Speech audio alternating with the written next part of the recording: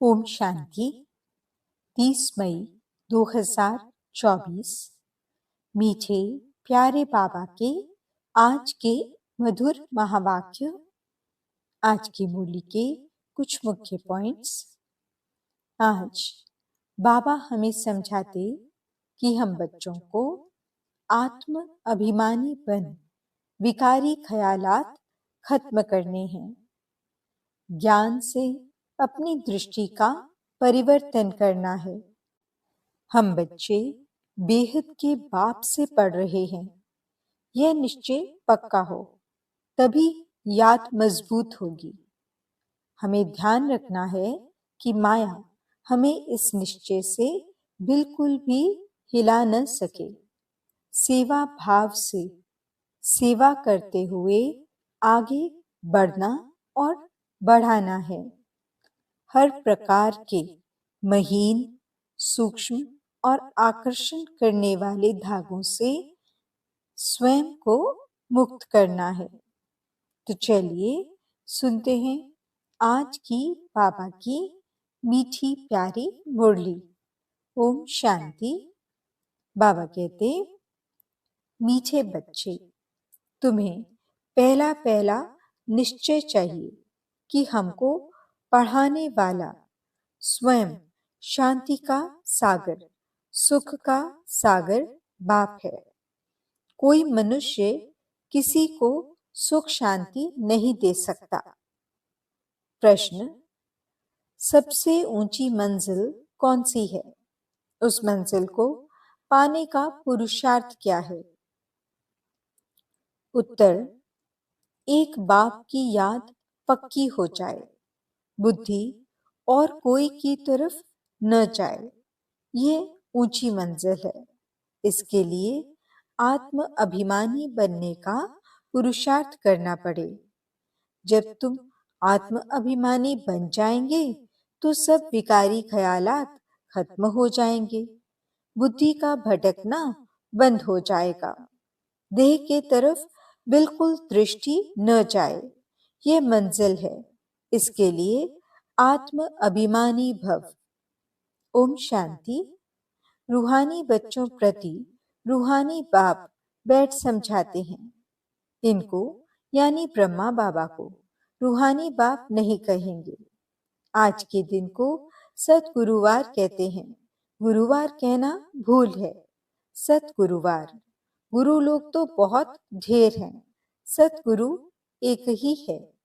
बहुत हैं जो अपने को गुरु भी कहते हैं, सतगुरु भी कहते हैं। अभी तुम बच्चे समझते हो, गुरु और सतगुरु में तो फर्क है। सत अर्थात ट्रूथ, सत्य एक ही निराकार बाप को कहा जाता है, न कि मनुष्य को। सच्चा ज्ञान तो एक ही बार ज्ञान सागर बाप आकर देते हैं। मनुष्य मनुष्य को कभी सच्चा ज्ञान दे नहीं सकते। सच्चा है ही एक निराकार बाप। इनका नाम तो ब्रह्मा है। ये किसी को ज्ञान दे न सके। ब्रह्मा में ज्ञान कुछ भी था नहीं। अभी भी कहेंगे इनमें सारा ज्ञान तो है नहीं। संपूर्ण ज्ञान तो ज्ञान सागर परमपिता परमात्मा में ही है। अभी ऐसा कोई मनुष्य है नहीं जो अपने को सतगुरु कहला सके। सतगुरु माना संपूर्ण सत्य। तुम जब सत बन जाएंगे तो फिर ये शरीर नहीं रहेगा। मनुष्य को कभी सतगुरु कह नहीं सकते। मनुष्यों में तो पाई की भी ताकत नहीं है। ये खुद कहते हैं, मैं भी तुम्हारे जैसा मनुष्य हूँ। इसमें ताकत की बात उठ नहीं सकती। यह तो बाप पढ़ाते हैं, ना कि ब्रह्मा। ये ब्रह्मा भी उनसे पढ़कर फिर पढ़ाते हैं। तुम ब्रह्मा कुमार कुमारियां कहलाने वाले भी परम पिता परमात्मा सतगुरु से पढ़ते हो। तुमको उनसे ताकत मिलती है। ताकत का मतलब यह नहीं कि कोई को घूंसा मारो जो गिर पड़े। नहीं, यह है रूहानी ताकत जो रूहानी बाप द्वारा मिलती है। याद के बल से तुम शांति को पाते हो और पढ़ाई से तुमको सुख मिलता है। जैसे और टीचर्स तुमको पढ़ाते हैं, वैसे बाप भी पढ़ाते हैं। ये भी पढ़ते हैं, स्टूडेंट हैं। देहधारी जो भी हैं, वे अभी स्टूडेंट हैं। बाप को तो देह है नहीं, वह निराकार है। वही आकर पढ़ाते हैं। जैसे और स्टूडेंट पढ़ते हैं, वैसे तुम भी पढ़ते हो। इसमें मेहनत की बात नहीं। पढ़ने समय हमेशा ब्रह्मचर्य में रहते हैं। ब्रह्मचर्य में पढ़कर जब पूरा करते हैं, तब बाद में विकार में गिरते हैं। मनुष्य तो मनुष्य जैसे ही देखने में आते हैं। कहेंगे ये फलाना आदमी है, ये एलएलबी है, यह फलाना ऑफिसर है। पढ़ाई पर टाइटल मिल जाता है, शक्ल तो वही है। उस जिस्मानी पढ़ाई को तो तुम जानते हो। साधु संत आदि जो शास्त्र पढ़ते पढ़ाते हैं, उनमें कोई बड़ाई नहीं। उससे कोई को शांति तो मिल नहीं सकती। खुद भी शांति के लिए धक्के खाते हैं। जंगल में अगर शांति होती तो फिर वापस क्यों लौटते? मुक्ति को तो कोई पाता नहीं। जो भी अच्छे अच्छे नामी ग्रामी राम कृष्ण परमहंस आदि होकर गए हैं, वे भी सब पुनर्जन्म लेते लेते नीचे ही आए हैं। मुक्ति जीवन मुक्ति को कोई भी पाते नहीं। तमो प्रधान बनना ही है।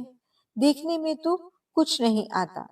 कोई से पूछो तुमको गुरु से क्या मिलता है, तो कहेंगे शांति मिलती है। परंतु मिलता कुछ भी नहीं। शांति का अर्थ ही नहीं जानते। अभी तुम बच्चे समझते हो बाबा ज्ञान का सागर है, और कोई साधु संत गुरु आदि शांति का सागर हो न सके। मनुष्य किसको सच्ची शांति दे नहीं सकते। तुम बच्चों को पहले पहले तो निश्चय करना है। शांति का सागर एक बाप है जो हमको पढ़ाते हैं। सृष्टि का चक्र कैसे फिरता है, वह भी बाप ने समझाया है। मनुष्य मनुष्य को कभी सुख शांति दे नहीं सकते। यह ब्रह्मा उनका रथ है। तुम्हारे जैसा स्टूडेंट ही है। यह भी गृहस्थ व्यवहार में रहने वाला था। सिर्फ बाप को अपना रथ लोन पर दिया है, सो भी वानप्रस्थ अवस्था में। तुमको समझाने वाला एक बाप है।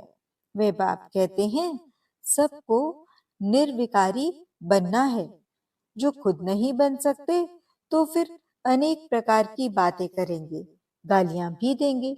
समझते हैं हमारा जन्म जन्मांतर का भोजन जो बाप का वर्षा मिला हुआ है, वह छुड़ाते हैं। अब छुड़ाते तो वह बेहद का बाप है ना। इनको भी उसने छुड़ाया। बच्चों को भी बचाने की कोशिश की। जो निकल सके उनको निकाला। अब तुम बच्चों की बुद्धि में है कि हमको पढ़ाने वाला कोई मनुष्य नहीं है। सर्वशक्तिमान एक ही निराकार बाप को कहा जाता है, और किसको कहा नहीं जाता। वही तुमको नॉलेज दे रहे हैं। बाप ही तुमको समझाते हैं।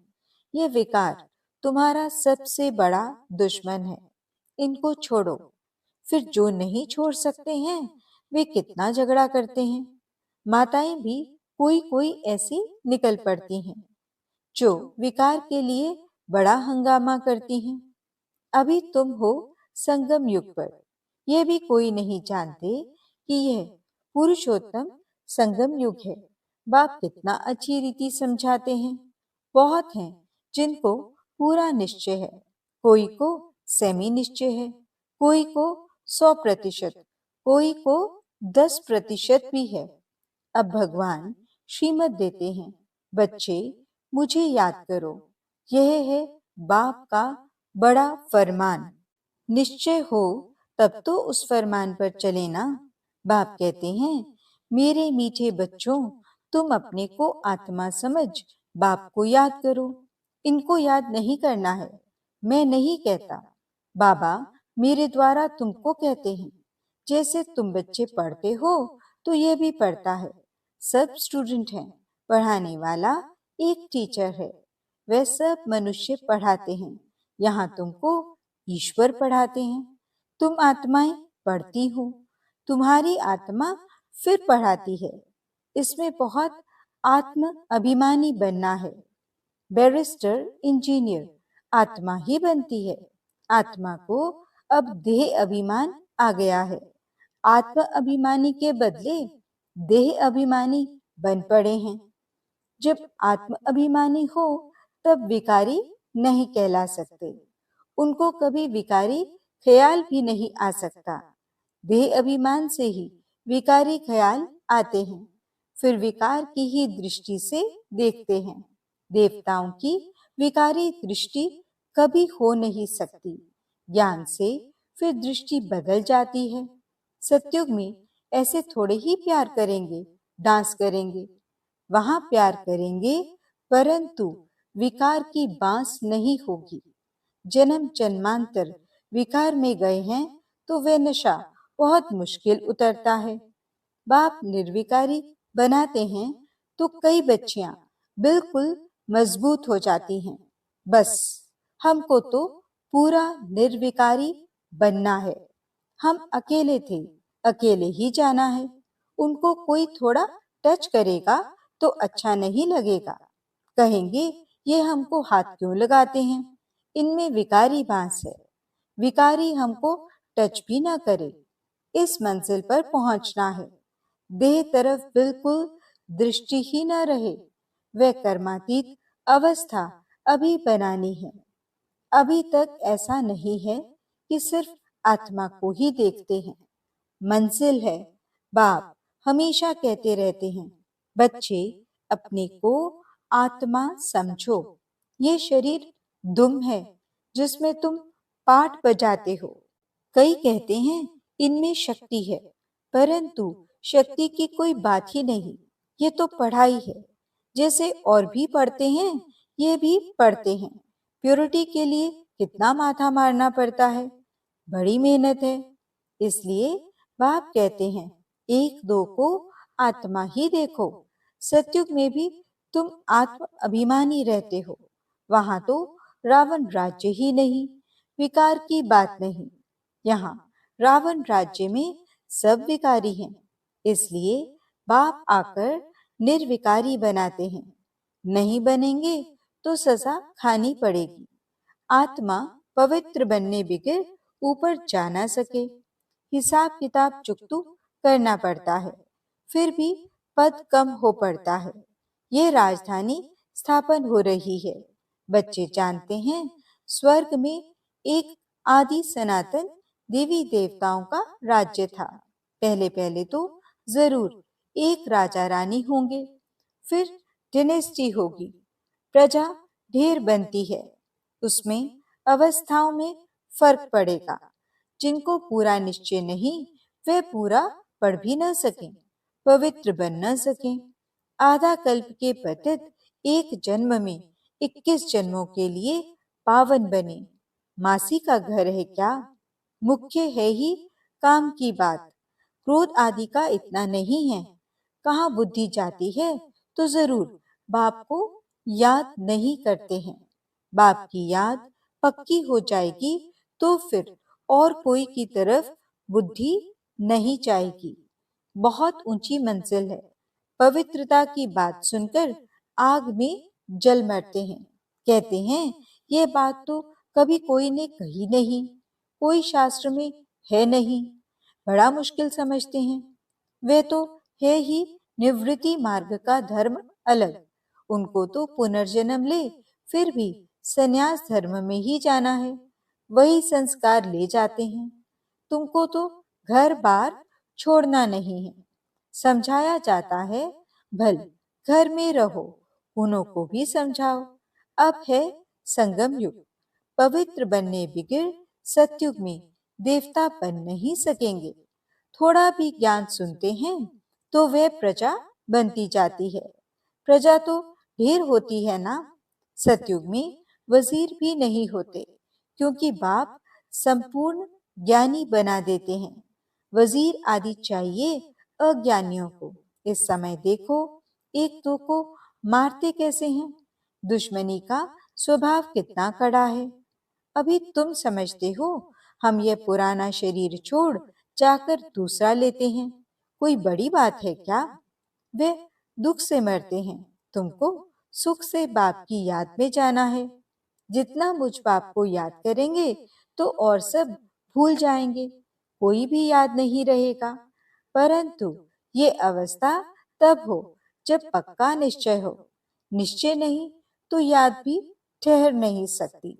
नाम मात्र सिर्फ कहते हैं, निश्चय ही नहीं तो याद काहे को करेंगे। सबको एक जैसा निश्चय तो नहीं है ना। माया निश्चय से हटा देती है, जैसे कि वैसे बन जाते हैं। पहले पहले तो निश्चय चाहिए बाप में, संचय रहेगा क्या कि ये बाप नहीं है, बेहद का बाप ही ज्ञान देते हैं। ये तो कहता है, मैं सृष्टि के रचयिता और रचना को नहीं जानता था, मेरे को कोई तो सुनाएगा। मैंने 12 गुरु किए, उन सबको छोड़ना पड़ा। गुरु ने तो ज्ञान दिया नहीं, सतगुरु ने अचानक आकर प्रवेश किया। समझा पता नहीं क्या होना है। गीता में भी है ना, अर्जुन को भी साक्षात्कार कराया। अर्जुन की बात है नहीं, ये तो रथ है ना। ये भी पहले गीता पढ़ता था, बाप ने प्रवेश किया, साक्षात्कार कराया कि ये तो बाप ही ज्ञान देने वाला है, तो उस गीता को छोड़ दिया। बाप है ज्ञान का सागर, हमको तो वही बताएगा ना। गीता है माई बाप, वह बाप ही है जिसको त्वमेव माताश्च पिता कहते हैं। वे रचना रचते, एडॉप्ट करते हैं ना। ये ब्रह्मा भी तुम्हारे जैसा है। बाप कहते हैं, इनकी भी जब वानप्रस्थ अवस्था होती है तब मैं प्रवेश करता हूँ। कुमारियां तो हैं ही पवित्र, उनके लिए तो सहज है। शादी के बाद कितने संबंध बढ़ जाते हैं, इसलिए देही अभिमानी बनने में मेहनत लगती है। वास्तव में आत्मा शरीर से अलग है, परंतु आधा कल्प देह अभिमानी रहे हैं। बाप आकर अंतिम जन्म में देही अभिमानी बनाते हैं, तो मुश्किल भासता है। पुरुषार्थ करते करते कितने थोड़े पास होते हैं, 8 रत्न निकलते हैं। अपने से पूछो, हमारी लाइन क्लियर है? एक बाप के सिवाय और कुछ याद तो नहीं आता है। ये अवस्था पिछाड़ी में होगी। आत्म अभिमानी बनने में बहुत मेहनत है। अच्छा, मीठे मीठे सिकिलदे बच्चों प्रति माता पिता बाप दादा का याद प्यार और गुड मॉर्निंग। रूहानी बाप की रूहानी बच्चों को नमस्ते। हम रूहानी बच्चों की रूहानी बाप दादा को दिल व जान सिक व प्रेम से नमस्ते नमस्ते नमस्ते जी। गुड मॉर्निंग बाबा, शुक्रिया बाबा। धारणा के लिए मुख्य सार। पहला पॉइंट, ज्ञान से अपनी दृष्टि का परिवर्तन करना है। आत्म अभिमानी बन विकारी ख्यालात समाप्त करने हैं। किसी भी विकार की बांस न रहे, देह तरफ बिल्कुल दृष्टि न जाए।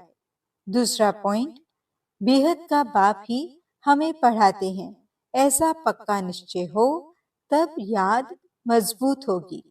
ध्यान रहे, माया निश्चय से जरा भी हिला न दे।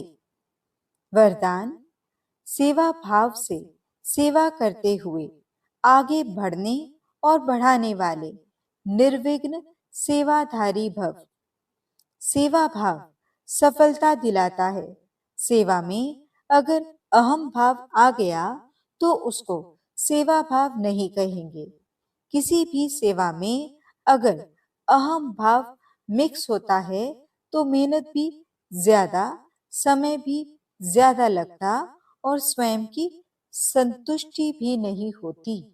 सेवा भाव वाले बच्चे स्वयं भी आगे बढ़ते और दूसरों को भी आगे बढ़ाते हैं।